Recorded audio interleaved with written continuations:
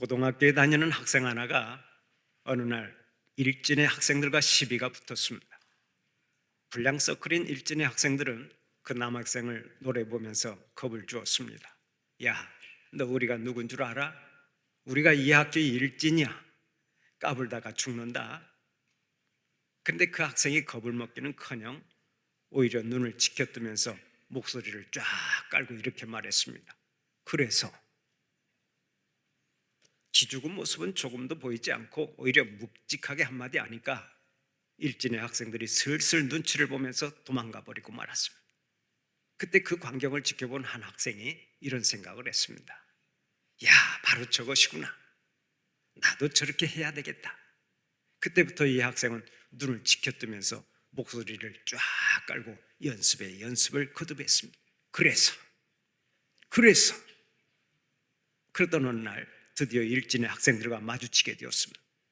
속으로는 겁이 났지만 그래도 그동안 연습한 게 있으니까 쫄지 말아야지 하고 그들을 째려봤습니다. 그러자 불량 학생들이 야, 뭘 째려봐? 우리가 누군 줄 알아? 이 학교의 일진이야, 일진 하고 겁을 주었습니다. 그때 그 학생이 연습한 대로 그래서 하고 말을 해야 하는데 순간적으로 당황이 되니까 얼른 이렇게 말했다고 합니다. 그래서 하고 겁을 주어야 했는데 그러나 하고 말하는 바람에 죽도록 얻어맞았다는 슬픈 이야기가 있습니다. 사람이 인격적으로 얼마나 성숙한지를 말할 때 우리는 그래서와 그러나라고 하는 두 가지 단어를 가지고 진단할 수 있습니다. 먼저 그래서라고 하는 단어는 그러니까, 그렇기 때문에라는 뜻을 가지고 있습니다. 우리가 이 단어를 즐겨 사용하는데 예를 들면 이런 것들이 있습니다. 당신은 아름다워. 그래서 나는 당신을 사랑해. 당신은 돈이 많아. 그렇기 때문에 나는 당신이 좋아. 흔히 사람들은 어떤 조건에 따라 그에 맞는 반응을 보이곤 합니다. 상대방이 부유하니까 그에게 잘해주고 상대방이 가난하니까 그를 피하고 외면합니다. 바로 이런 것이 그래서의 수준입니다. 그래서의 수준은 항상 조건에 따라 바뀌고 변하는 것입니다. 하지만 그러나라고 하는 단어는 어떤 조건에 상관없이 그럼에도 불구하고의 반응을 보이는 것을 의미합니다. 당신은 돈도 없고 얼굴은 미남이 아니지만 그럼에도 불구하고 나는 당신을 사랑해. 당신은 미인이 아니지만 그럼에도 불구하고 나는 당신을 사랑해. 바로 이런 것이 그러나의 수준이고 그럼에도 불구하고의 사랑입니다. 이런 사람들은 난 저 사람이 마음에 안 들어. 그러나 저 사람이 나의 이웃이니까 내가 먼저 인사를 하자. 알고 보면 저 사람도 외롭고 불쌍한 사람이니까 내가 먼저 웃으면서 인사를 하자 하고 손을 내밉니다. 이처럼 그러나의 사람은 그래서의 사람과는 차원이 다른 것입니다. 그런데 이는 우리의 신앙도 마찬가지입니다. 우리의 신앙도 그래서의 수준과 그러나의 수준이 있습니다. 그래서의 신앙인은 어떤 조건 때문에 예수를 믿는 것입니다. 교회 다니면 부자가 되고 자식은 좋은 대학에 들어가고 남편은 승진하고 사업도 잘 되고 몸도 건강하고 모든 일에 형통하니까 예수를 믿는데 대부분의 기독교인들이 이런 그래서의 수준에 머물러 있습니다. 물론 이런 신앙이 잘못되었다고 말할 수는 없습니다. 하지만 우리의 신앙이 언제까지나 그래서의 수준에 머물러 있으면 그것은 잘못된 것입니다. 이런 신앙은 어려움이 닥치고 일이 잘 안 풀리면 금방 낙심하고 무너져 버립니다. 하지만 그러나의 신앙은 다르죠. 그러나의 신앙은 조건이나 환경을 보면 도무지 하나님을 따를 수 없지만 그럼에도 불구하고 하나님을 신뢰하고 하나님께 모든 것을 맡기는 신앙을 말합니다. 하나님의 말씀에 순종했는데 지금 상황이 별로 좋지 않습니다. 그래도 끝까지 하나님을 믿고 인내의 신앙을 가지고 사는 사람들을 가리켜 그러나의 신자라고 말하는 것입니다. 사랑하는 우리 성도들은 올 한 해 그래서의 신앙에서 벗어나 하나같이 그러나의 신앙으로 성장해가는 복이 있기를 간절히 축원합니다.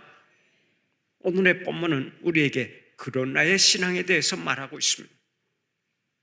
본문에 나오는 이스라엘 백성들은 바벨론의 포로로 끌려갔다가 황무지로 변한 고국으로 돌아와 있는 상태입니다.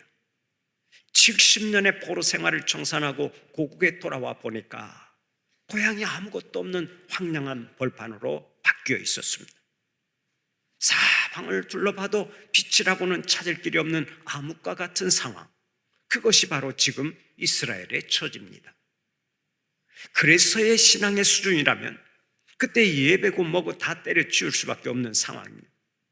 그런데 하나님께서는 이스라엘 백성들에게 그래서의 신앙이 아니라 그러나의 신앙을 요구하시는 것입니다.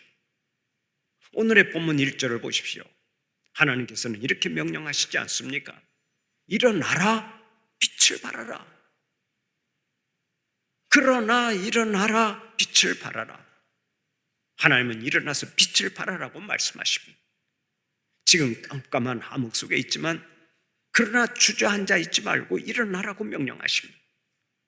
우리가 아는 대로 앞이 보이지 않는다고 해서 앞이 없는 것은 아닙니다. 미래가 어둡다고 해서 미래가 없는 것은 아닙니다. 그래서 하나님은 친히 말씀하시는 것입니다. 지금 어려워도 일어나 빛을 발하라. 지금 힘들어도 일어나 빛을 발하라.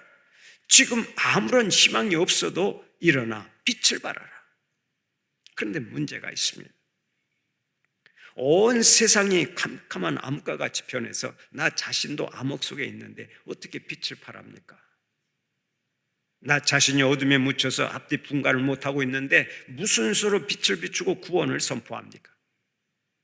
그러나 하나님께서 오늘의 본문 1절 이하를 통해 친히 말씀하십니다. 일어나라, 빛을 발하라. 이는 내 빛이 이르렀고 여호와의 영광이 내 위에 임하였음이니라. 보라, 어둠이 땅을 덮을 것이며 캄캄함이 만민을 가리려니와 오직 여호와께서 내 위에 임하실 것이며 그의 영광이 내 위에 나타나리니 나라들은 내 빛으로 왕들은 비치는 내 광명으로 나아오리라. 우리가 하나님과 함께 있기만 하면 하나님께서 우리에게서 빛이 나는 줄 믿으시기를 바랍니다. 우리 자신은 빛이 아니지만 하나님과 함께 있기만 하면 우리는 빛이 되는 것입니다. 이는 단순히 거울처럼 하나님의 빛을 반사하는 것을 뜻하는 말이 아닙니다. 하나님과 함께 있으면 내가 빛이 된다는 거예요. 우리가 밤에 자동차를 타고 고속도로를 달리다 보면 이정표를 볼 수 있습니다. 그런데 캄캄한 밤인데도 이정표가 마치 불을 켜놓은 것처럼 밝아서 우리의 눈에 확 띕니다. 그렇다고 이정표 자체가 스스로 빛을 내서 우리에게 보여주는 것이 아니죠. 이정표는 반드시 먼저 빛을 비추어야만 보이는 것입니다. 빛이 없을 때는 보이지 않다가 빛이 가까이 가면 스스로 환하게 빛을 내줍니다. 바로 이것처럼 우리도 혼자 있을 때는 어둠 속에서 앞뒤 분간도 못하고 살 수밖에 없지만 빛이신 하나님이 우리와 함께 계시기만 하면 우리가 빛을 낼 수 있는 것입니다. 하나님의 빛이 우리를 통해서 빛으로 나타나게 됩니다. 그래서 우리 때문에 하나님의 이름이 빛나게 되고 우리 때문에 하나님의 영광이 높이 드러나게 됩니다. 내가 하나님과 함께 있기만 하면 언제나 이런 역사가 일어나는 줄 믿으시기 바랍니다. 하나님께서는 이스라엘 백성들에게 일어나라, 빛을 발하라 하고 말씀하셨습니다. 그런데 이 말씀은 지금부터 2700년 전에 이스라엘 백성들에게만 주신 말씀이 아니라 오늘을 살아가는 우리에게도 똑같이 주시는 말씀입니다. 암흑과도 같은 세상을 살아가는 우리에게도 하나님께서는 동일하게 말씀하시는 것입니다. 그래서 저는 올해 우리 교회의 표어를 이렇게 정했습니다. 일어나 빛을 발하라. 일어나 빛을 발하라. 한번 따라서 해봅시다. 일어나 빛을 발하라. 일어나 빛을 발하라. 올 한 해 동안 우리 성도들은 이 표어를 붙잡고 어두운 세상에 널리 빛을 비추는 자들이 되시기를 축원합니다. 그런데 이 말씀 속에는 두 가지의 명령이 들어있습니다. 오늘은 그것이 무엇인지를 구체적으로 살펴보면서 함께 은혜를 나누고자 합니다. 두 가지의 명령이 어떤 명령입니까? 첫째로 일어나라고 명령하십니다. 오늘의 본문 1절을 보면 분명하게 말씀하십니다. 일어나라, 빛을 발하라. 하나님께서는 우리가 주저앉아 있는 것을 원하시지 않습니다. 그런데 우리 주위를 살펴보면 낙심해서 주저앉아 있는 성도들이 많이 있습니다. 육신의 약함 때문에 주저앉고, 크고 작은 문제 때문에 주저앉고, 인생의 슬럼프 때문에, 영적인 슬럼프 때문에 주저앉아 있는 사람들이 많습니다. 그런데 하나님께서는 우리에게 명령하십니다. 환경 때문에 주저앉지 말고 일어나라. 문제 때문에 주저앉지 말고 일어나라. 낙심하거나 좌절하지 말고 자리에서 일어나라. 왜 이렇게 말씀하십니까? 먼저 하나님이 우리와 함께 하시기 때문에 일어나라고 말씀하시는 것입니다. 전능하신 하나님이 우리와 함께 하시면 하나님의 능력이 우리의 능력이 됩니다. 지혜의 하나님이 우리와 함께 하시면 하나님의 지혜가 우리의 지혜가 됩니다. 천지의 주제가 되시는 하나님이 우리와 함께 하시면 하나님의 권세가 우리의 권세가 됩니다. 그러므로 우리는 하나님과 동행하면서 하나님의 손을 붙잡기만 하면 되는 거예요. 다윗은 이 비밀을 알아서 시편 18편 1절 2절을 통해서 이렇게 고백합니다. 나의 힘이신 여호와여, 내가 주를 사랑하나이다. 여호와는 나의 반석이시오, 나의 요새시오, 나를 건지시는 이시오, 나의 하나님이시오. 내가 그 안에 피할 나의 바위시오, 나의 방패시오, 나의 구원의 뿌리시오, 나의 산성이시로다. 사랑하는 우리 성도들은 다윗처럼 우리의 힘이요 반석이요 요새가 되시는 하나님의 손을 붙잡고 언제나 승리하는 자들이 되시기를 축원합니다. 환경의 지배를 받고 그냥 주저앉아 있으면 완전히 실패하는 인생이 되고 마는 거예요. 해마다 겨울철이 돌아오면 일본의 북해도에는 수천 마리의 큰 오리떼가 날아옵니다. 그곳 북해도에서 월동하고 봄이 되면 또다시 도래지로 돌아가는 것입니다.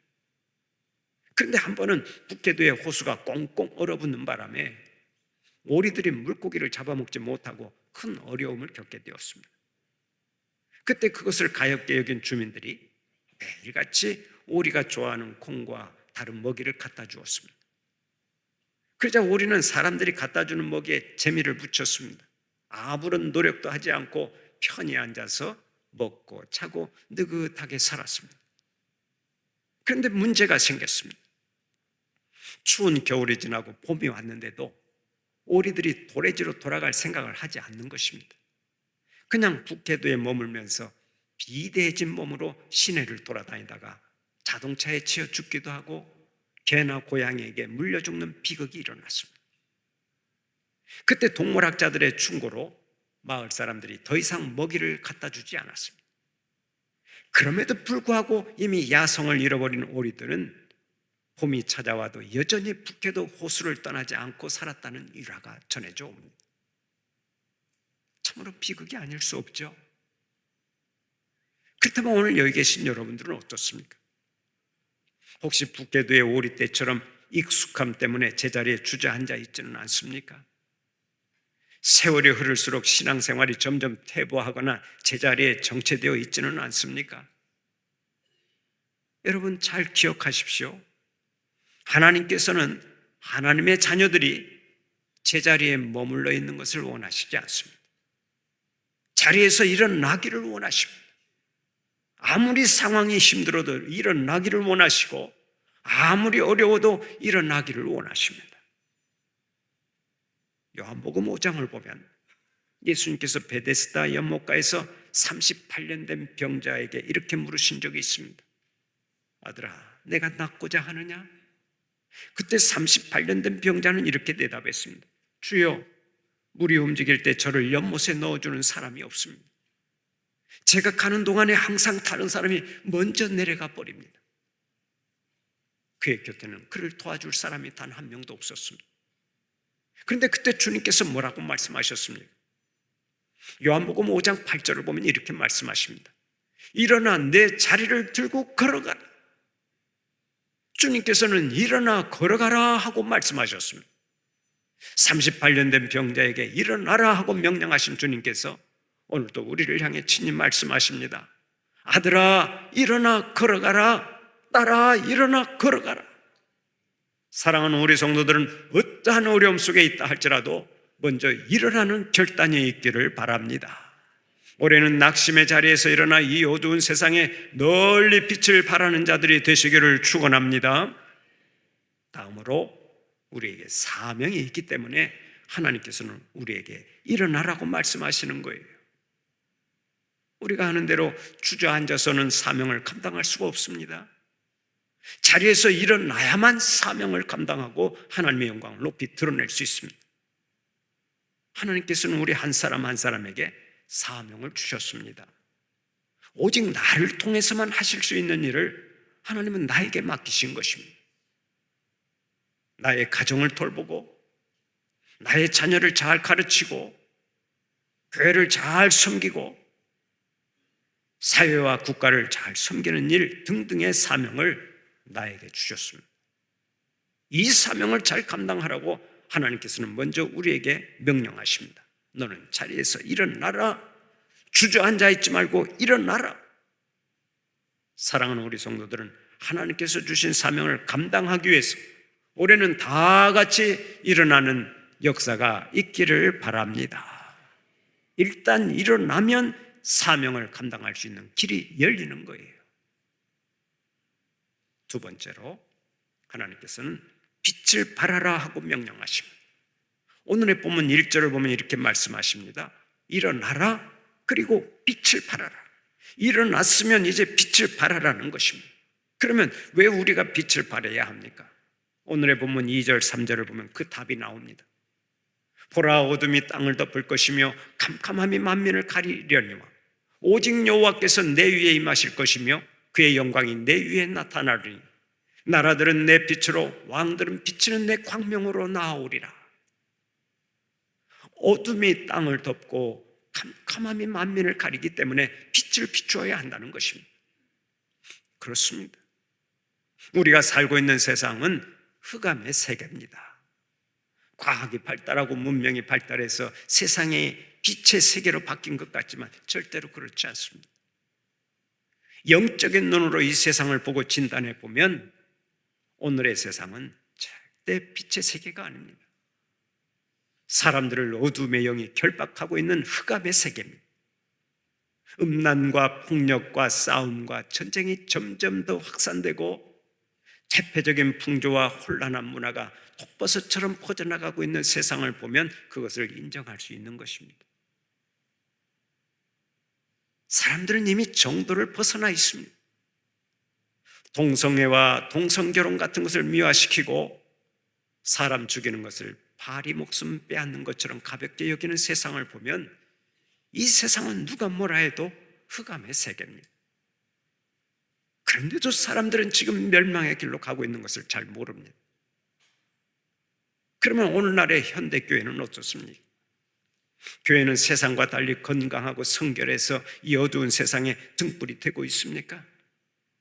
미안하지만 그렇지 못합니다. 세상의 희망인 교회 역시 빛을 잃어갑니다. 구원의 방주인 교회가 사명을 잘 감당하지 못하고 있습니다.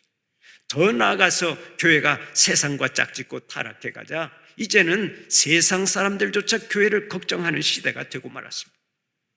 얼마나 부끄럽고 수치스러운 일입니까? 작년 한 해만 해도 여러 가지 이유로 우리 한국교회는 세상 사람들에게 말할 수 없는 조롱을 받았습니다. 배가 터질 정도로 욕을 많이 얻어먹었는데 목사가 욕을 먹고 성도들이 욕을 먹고 기독교가 욕을 먹었습니다. 우리 한국교회 전체가 배가 터지도록 욕을 얻어먹었습니다. 교회가 빛의 사명을 잘 감당하지 못하고 오히려 세상과 짝지어 살았기 때문에 이처럼 조롱을 당하는 것입니다. 이런 상황에서 이제 우리는 어떻게 해야 합니까? 누구를 탓할 것이 아닙니다. 지금은 먼저 우리 자신을 돌아보고 하나님 앞에서 두 손 들고 회개해야 할 때입니다. 잘못된 것을 깨끗이 청산하고 다시 한번 일어나야 합니다. 지난날의 실패를 다 청산하고 이제는 모두가 일어나서 이 어두운 세상에 빛을 비추어야 하는 것입니다. 우리가 빛을 비추지 않으면 이 세상은 전혀 희망을 찾을 수가 없습니다. 우리가 빛을 비추지 않으면 이 세상은 완전히 멸망의 길로 가는 것입니다. 그럼 우리가 이 세상에 어떤 빛을 발해야 하겠습니까? 먼저 복음의 빛을 발해야 합니다. 1904년 영국 국왕 에드워드 7세는 구세군을 창설해서 가난한 사람들에게 희망과 용기를 준 윌리엄 부스를 왕실로 초청했습니다. 왕 그를 격려해 주면서 마지막으로 이렇게 말했습니다. 목사님이 원하는 것이 무엇입니까? 왕으로서 할 수 있는 일은 다 해드리겠습니다. 그때 윌리엄 부스 목사님은 이렇게 대답했습니다. 폐하, 제가 바라는 것은 사람들을 한 명이라도 더 구원시키는 것입니다. 이것만이 저의 소망이요 희망입니다. 그리고 이것이 저의 최대 기쁨입니다. 복음의 빛은 두 가지로 나타납니다. 하나는 내 입으로 전하는 복음이고 또 하나는 내 삶 전체로 전하는 복음이 그것입니다. 이미 구원받은 우리는 때를 얻든지 못 얻든지 복음을 널리 전파해서 죽어가는 영혼들을 다 건져내야 합니다.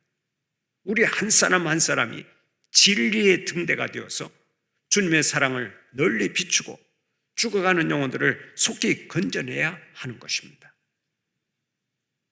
찬송가 510장은 미국의 블리스가 작사 작곡한 곡인데 그 찬송가가 이렇습니다. 하나님의 진리 등대 길이 길이 빛나니 우리들도 등대되어 주의 사랑 비추세. 우리 작은 불을 켜서 험한 바다 비추세. 물에 빠져 헤매느니 건져내어 살리세. 이 찬송가 가사처럼 여러분이 복음의 빛을 널리 비추어서 세상의 바다에서 죽어가는 영혼들을 건져내고 하나님께 큰 영광 돌리는 자들이 되시기를 간절히 축원합니다. 다음으로 소망의 빛을 발해야 합니다. 인류는 지금 전쟁과 테러와 질병과 기후위기에 직면하고 있습니다. 이런 상황에서 인간들은 두려움과 불안과 스트레스를 해소해 보려고 중독에 빠지는 경우가 많습니다. 고통과 괴로움을 잊기 위해서 술에 취하고 도박에 취하고 마약에 취하고 쾌락에 취해 살아갑니다. 무언가에 미쳐서 살아갑니다. 그러나 그 어떤 것도 우리를 위로해 주지 못합니다. 뛰어난 과학기술이 우리를 위로해 주지 못하고 수명을 늘리는 의학이 우리를 위로해 주지 못합니다. 요즘 각광을 받고 있는 인공지능 AI 역시 홀로 눈물 짓는 사람의 마음을 달래줄 수가 없습니다. 그러면 누가 우리를 진정으로 위로해주고 우리의 눈물을 닦아줄 수 있습니까? 바로 우리를 구원하기 위해 이 땅에 오신 예수님만이 우리의 눈물을 닦아주고 우리를 위로해줄 수 있는 줄 믿으시기 바랍니다. 예수님은 우리에게 영원한 소망을 주기 위해 이 땅에 오셨습니다. 그래서 사도 바울도 로마서 15장 13절을 통해서 이렇게 말합니다. 소망의 하나님이 모든 기쁨과 평강을 믿음 안에서 너희에게 충만하게 하사 성령의 능력으로 소망이 넘치게 하시기를 원하노라. 생명의 근원이 되시는 예수님만이 우리의 영원한 소망이십니다. 우리를 죄와 사망에서 건져내신 예수님만이 우리의 영원한 소망이십니다. 사랑하는 우리 성도들은 인간의 영원한 소망이 되시는 예수님을 널리 전파하는 자들이 되시기를 축원합니다. 그리고 이제 우리가 사랑의 빛을 발해야 합니다. 우리가 하는 대로 사랑의 빛은 나를 태워서만 밝혀줄 수 있는 빛입니다. 그래서 빛의 열매 중에 최고의 열매는 사랑이라고 말하는데 주님께서는 이 사랑으로 사람들을 섬기라는 것입니다. 우리가 살고 있는 세상은 사랑이 식어버린 세상입니다. 그까지 층간소음 때문에 천하보다 귀한 생명을 살상하는 일이 얼마나 자주 일어납니까? 그렇게 안 된다고 강조해도 음주운전을 해서 타인의 가정을 완전히 파괴해버리는 사람들이 얼마나 많습니까? 또 부모가 자식을 버리고 자식은 부모를 해치고 힘 있는 사람이 힘없는 사람에게 온갖 갑질을 하고 어린 학생들까지 학교 폭력의 가세에서 피해자가 스스로 삶을 마감하는 일이 얼마나 많습니까?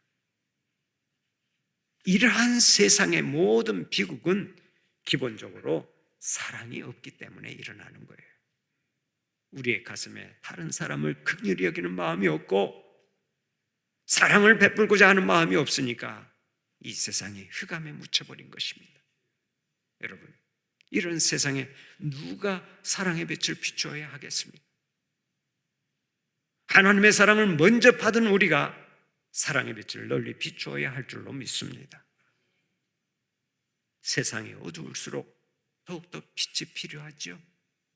그래서 하나님께서는 우리에게 친히 명령하십니다.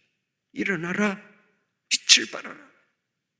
사랑하는 우리 성도들은 올 한 해 복음의 빛과 소망의 빛과 사랑의 빛을 널리 비추어서 이 세상을 하나님의 나라로 바꾸어가고 하나님의 영광을 높이 드러내는 자들이 되시기를 간절히 축원합니다.